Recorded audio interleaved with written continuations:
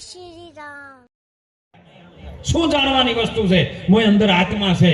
આપણે ભગવાનને બીજે ગોતીએ છે ને બીજો નથી.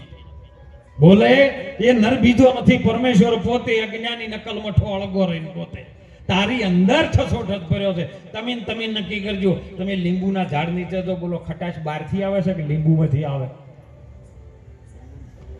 સુગંધ તમે બગીચામાં જો ફૂલવાળી અસલ હોય, ગુલાબના ફૂલ હોય, મોગરાના હોય, તો અંદર જો એટલે સુગંધ એ બગીચાના ફૂલ છે, ફૂલમાંથી આવે બહારથી આવે? તો પછી આ પરમાત્મા બહારથી ચોથી આવે? કો હાલ તો ચૈત્ર મહિનો નહીં ચાલુ હે? કણાઈ મને પૂછે, બાપુ ધૂણવામાં કે મજા આવે ને માતા આવે? કીધું માતા બહારથી આવતી હોય દેખાય. માતા બહારથી આપણે બધા ગાડીઓ લઈને આવ્યા, આ ઇકો ગાડી લઈને આવ્યા, બધી ગાડીઓ લઈને આવ્યા, બધા માણસો હમણાં બોલો બધાને જોયે કે ન જોયે કે આ રસ્તે થઈને આવ્યા, તો માતા બહારથી આવે ન દેખાય? તારી અંદર ભરેલું છે સબસ્ટેશન. અંદર તો જો ખાલી હે અંદર સબસ્ટેશન બધું ભરેલું છે. તારો ભાવ કેવો છે ને એના ઉપર એનું પ્રગટ થાય છે. તારો ભાવ, તારો એક વિશ્વાસ, તારી શ્રદ્ધા તારી માતા ઉપર છે તો માતા પ્રગટ થાય છે. ભગવાન ઉપર વિશ્વાસ છે તો ભગવાન પ્રગટ થાય છે. જેવો તમારો ભાવ, અને એટલે કીધું ભાવે ભજી લ્યો ભગવાન, જીવન થોડું રહ્યું. ભાવથી ભજ્યો, કપાવથી ન ભજતા. સુંદર એક ટૂંકી વાત કરીને આપણે વિરામ કરશું. કારણ કે જે વખત મહાભારતનું યુદ્ધ પતી ગયું અને હસ્તિનાપુરની અંદર સુમસામ થઈ ગયેલું, બધી સેનાઓ મરેલી, લાખો લોકો મરી ગયા હતા, પણ ભગવાન કૃષ્ણજી અને પાંડવો રહી ગયા. એટલે બધાએ હસ્તિનાપુરમાં જે રંગમહોલની અંદર બધા રાત્રે વાસવાહો કર્યો, ત્યારે અમને રાતના મહેલની અંદર ભણકારા આવવા માંડ્યા. અને એવા ભણકારા આવ્યા કે આપણે આથી આપણા ભાઈઓને મારી નાખ્યા, કાકાને માર્યા, મોમાન ફૈયાને હગાવાલા બધે મરી ગયા. હવે આ મહેલ આપણને કરડવા આવે છે, આપણે આ મહેલમાં રહેવા જેવું નથી. હાલો આપણે હિમાલયમાં જઈને આપણે હાડ ગાળી નાખીએ અને ત્યાં કણ જીવન ટૂંકાવી દઈએ. ત્યાંથી નીકળ્યા છે ને ત્યાં હિમાલયના ડુંગર ઉપર સફેદ કપડાં પહેરીને એક સ્ત્રી આવે છે અને ત્યાં કણ ધર્મરાજાને પ્રશ્ન પૂછાય કે તમે બે માયો મૂકીને આવ્યા છો, એ બે માયોમાંથી સુખી કોણ છે એ ખાલી મને કહો. એક બાજુ ગાંધારી છે અને એક બાજુમાં કુંતા છે. કુંતાના તમે 5 અને ગાંધારીના 100 હતા. તમે જીત્યા છો જેના માટે તમારે લડાઈ હતી. ઇન્દ્રપ્રસ્થના એક ટુકડા હારું ને એક ટુકડો જમીન ઉપર હતો અને એના હારું તમે લડાણા ભાઈઓ મરી ગયા. હવે ગાંધારી એક બાજુ દુખી છે અને કુંતાય દુખી છે, કારણ કે કુંતાના દીકરાઓએ જીત્યું ખરું પણ એમાં રહી શક્યા અને હિમાલયમાં આવતા એટલે કુંતાએ અધૂરાપણમાં અને ગાંધારી અધૂરાપણમાં બે દુખી છે. તો તમે બે માવડીઓ દુખી કરીને તમને શું મળ્યું કહો? કારણ ધર્મરાજા કહે, માં બીજું તો કોઈ નહીં, અમે જેના હારું લડાઈ કરી અમારા હાથે ભાઈઓ મરણા, પણ આટલી બધી ઠંડીમાં આટલા હિમાલયમાં ડુંગરમાં તમે કોણ? એટલે મને ના ઓળખી?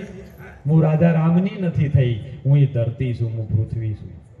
અને હું પૃથ્વી તને તેમે પૃથ્વીના એક ટુકડા હારું થઈ અને ભાઈઓમાં ઝઘડા ઘાલી અને વિનાશ કરી નાખ્યો, મોટું મહાભારત કરી નાખ્યું અને ભાઈઓના હાથે જ ભાઈઓ મરી ગયા. તો તમને શાંતિ તો મળી નહીં, કારણ કે જેના હારું તમે લડતા હતા એ તો તમારી થઈ.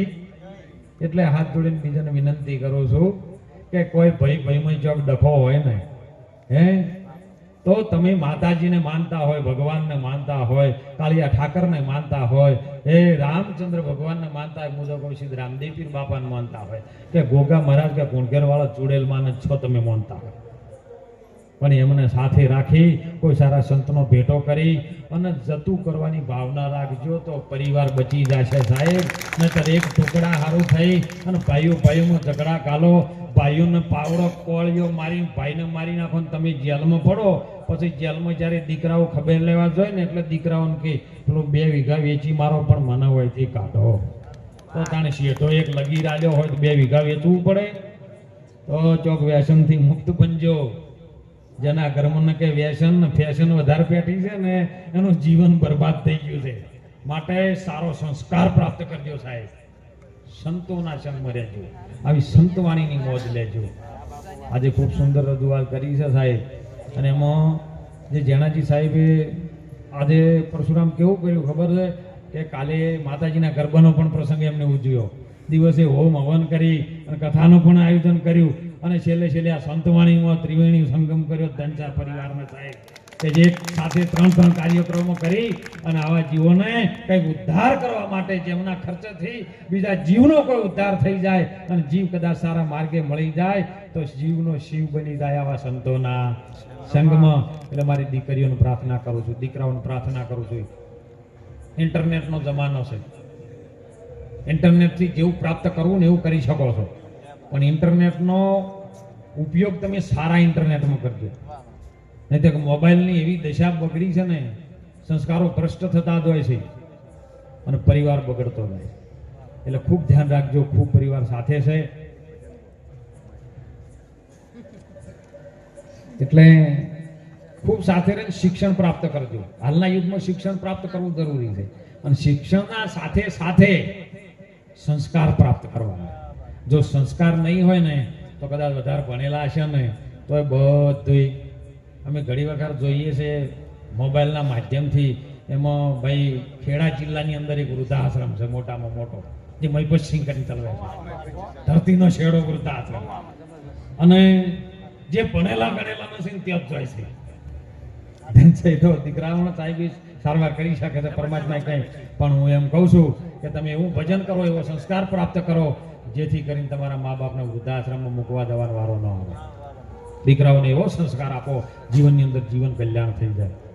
એક ભજનનું કીધું એટલે ભજન વાણી બોલીને પછી આપણે વિરામ કરીએ.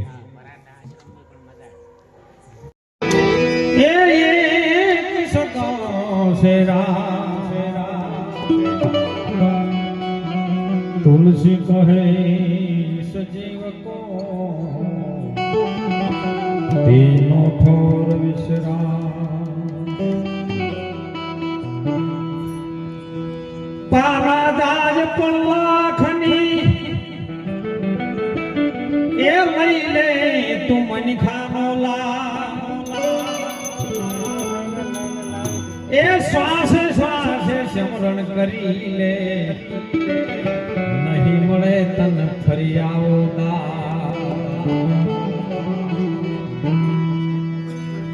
એ જોતા નહીં જડે મન ખો, જોતા નહીં જડે રે મન ખો, આ માગ્યો નહીં મળે.